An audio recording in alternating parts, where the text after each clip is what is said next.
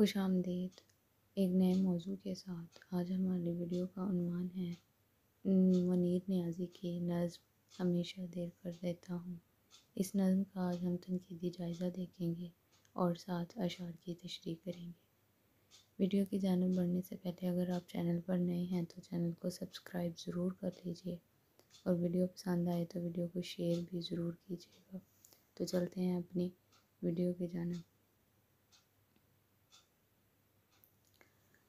نظم ہمیشہ دیر کر دیتا ہوں۔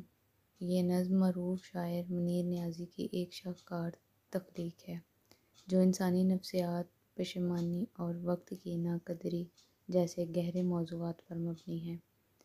یہ نظم ایک فرد کی تاخیر پسندی، لاپرواہی اور بعد میں ہونے والے افسوس کی عکاسی کرتی ہے۔ جب وقت گزر جاتا ہے تو انسان اس گزرے ہوئے وقت کو پھر سے حاصل کرنے کی ناکام کوشش کرتا ہے، لیکن اس وقت وہ گزرا ہوا وقت انسان کے دوبارہ ہاتھ میں نہیں آ سکتا، اور اس وقت جو رہ جاتی ہے وہ رہ جاتی ہے پشیمانی اور لاپرواہی، جس کی وجہ سے انسان نے وہ وقت کو کھو دیا تھا۔ تو اس نظم میں منیر نیازی اسی کیفیت کو بیان کر رہے ہیں۔ اس نظم کو تخلیق کرنے کا کیا مقصد تھا، موضوع کیا تھا آخر، جس کی وجہ سے شاعر نے اس نظم کو تخلیق کیا ہے۔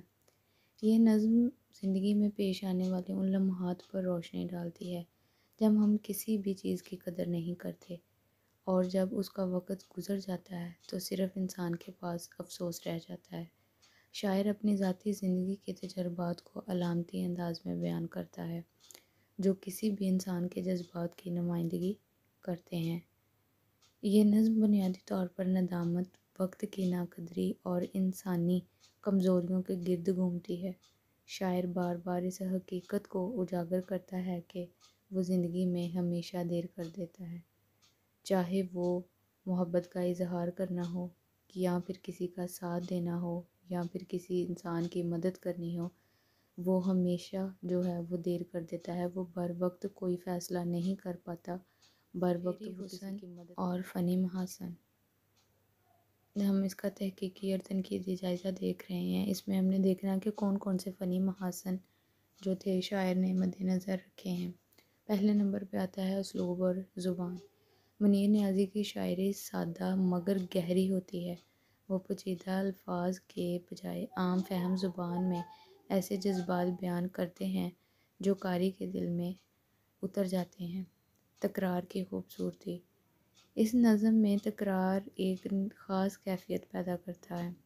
اس کے ذریعے شاعر اپنی لاپرواہی اور ندامت کا بار بار اعتراف کرتا ہے، جو نظم کو زیادہ مؤثر اور دل نشیں بنا دیتا ہے۔ جیسے کہ وہ ہر مصرعے کے بعد کہتا ہے کہ ہمیشہ دیر کر دیتا ہوں، میں ہمیشہ دیر کر دیتا ہوں۔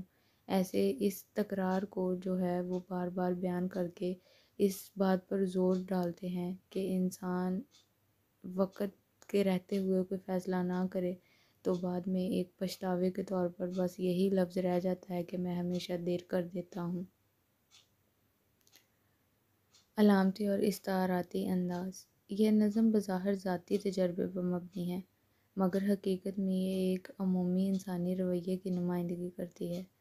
دیر کرنا یہاں صرف وقت گزر جانے کا ذکر نہیں ہے، بلکہ کسی بھی اہم موقع سے فائدہ نہ اٹھانے کا استعارہ ہے۔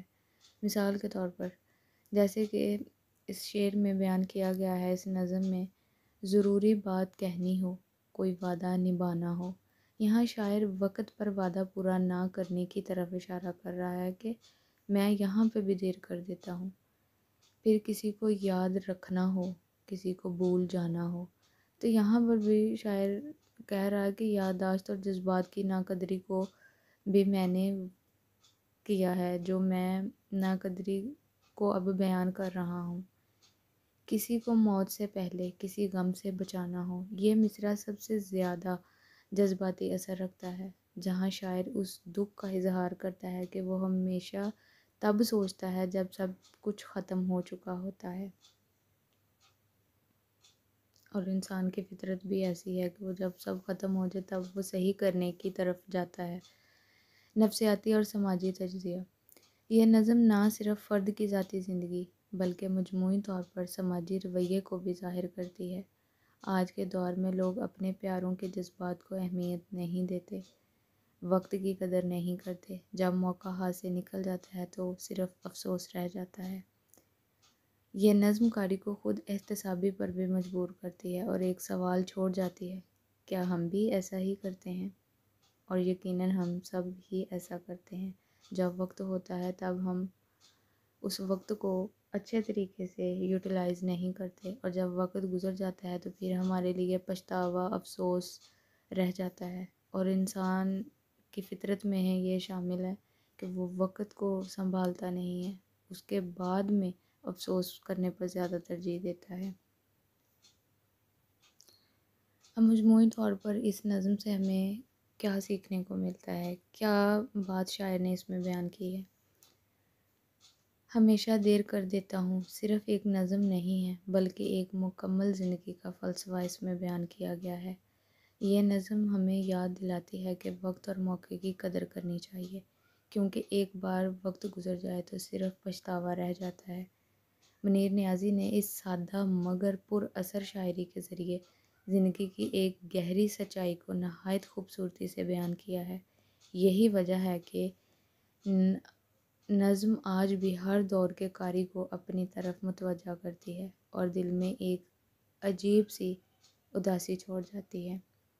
تو یہ اس نظم کا ہم نے تحقیقی تنقیدی جائزہ دیکھا ہے، جس میں اس کے فنی محاسن، منیر نیازی نے کس کانٹیکس میں اس نظم کو رائٹ کیا ہے، تو یہاں تک ہم نے یہ دیکھا۔ آگے ہم چلتے ہیں اس مختصر سی نظم کی تشریح کی جانب۔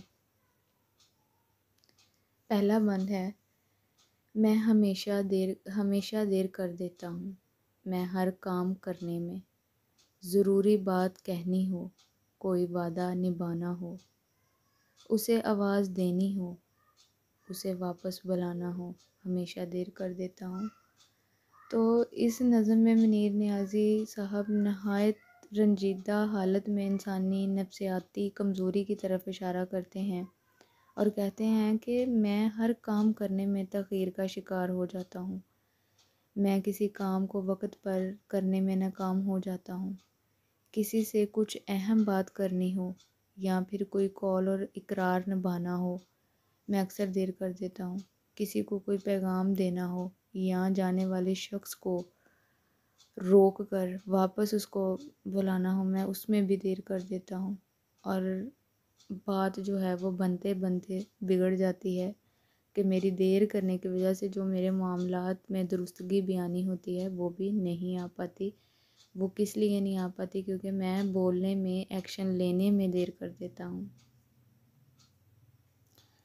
دوسرے بند میں کہتے ہیں، مدد کرنی ہو اس کی، یار کی ڈھارس باندھنا ہو، بہت درینہ رستوں پر کسی سے ملنے جانا ہو، ہمیشہ دیر کر دیتا ہوں۔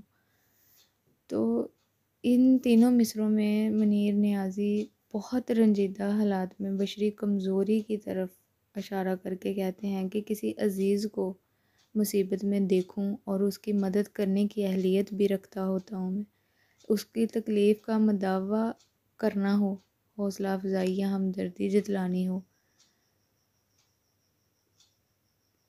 میں ہمیشہ ہی دیر کر دیتا ہوں، میں وہ نہیں کہہ پاتا جو کہ میں محسوس کر رہا ہوتا ہوں، وقت پر مجھ سے کوئی فیصلہ نہیں ہو پاتا، میں وقت پر کچھ نہیں کہہ پاتا اور سستی اور کاہلی کا شکار ہو جاتا ہوں، اور مجھے یوں محسوس ہوتا ہے کہ میں کر سکتا تھا وہ، لیکن میں نہیں کر پایا کیونکہ میرے اندر ایک سستی، کاہلی اور وقت کی ناقدری کی عادت بہت زیادہ ہے، جس کی وجہ سے میں کسی کی مدد بھی نہیں کر پاتا ہوں۔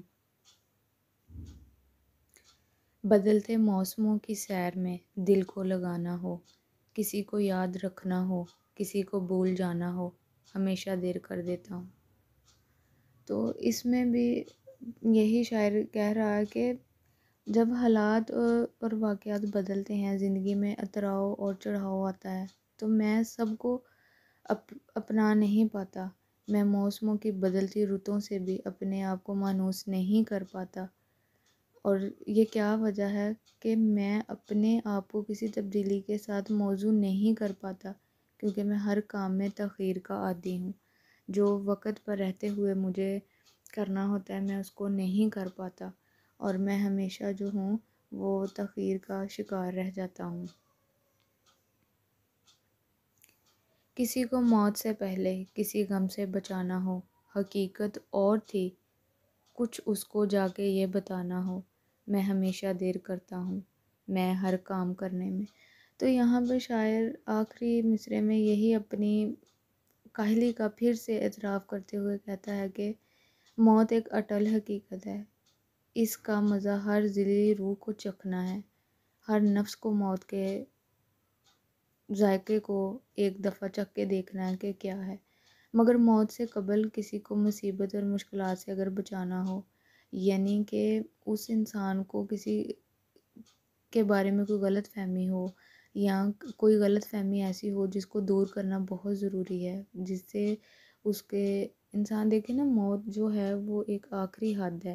اگر انسان کسی کے لیے کچھ اپنے دل میں غلط فہمی کسی نے اس کو دی ہو، کوئی غلط بات بتائی ہو، تو وہ انسان موت تک پہنچ جائے، اور اگر ہمیں اس غلط فہمی کو دور کرنے کی ذمہ داری ملی ہو کہ یہ ایسے نہیں تھے، ہم وٹنس تھے اس نا سچویشن کے، تو اگر ہم نے کسی کو بتانا ہو کہ یہ بات ایسی نہیں تھی، یہ ایسی تھی، یہ غلط فہمی تھی، تو شاعر کہتا ہے کہ میں اس طرح کی سچویشن میں بھی کسی کو اگر کچھ بتانا ہو نا، تو میں تب بھی نا بے چینی کے ہوتے ہوئے بھی، کہ میرے اندر ایک چیز بہت بے چین ہے کہ میں اس کو جا کے بتاؤں، لیکن میں پھر بھی وقت کی قدر نہیں کرتا، اور جب میں وقت کی قدر نہیں کرتا، میں وقت پر اس چیز کو نہیں بتا پاتا، میں اس کو آگاہ نہیں کر سکتا، اور افسوس ہے وہ بے چینی دور کرنے میں دیر کر دیتا ہوں کسی انسان کی، جو اس وقت موت کے ٹائم کتنی بے چینی ہوتی ہے، اور میں اس کو بھی دور کرنے میں جو ہوں وہ تاخیر کر دیتا ہوں، میں اس کو بھی دور نہیں کر پاتا ہوں۔ تو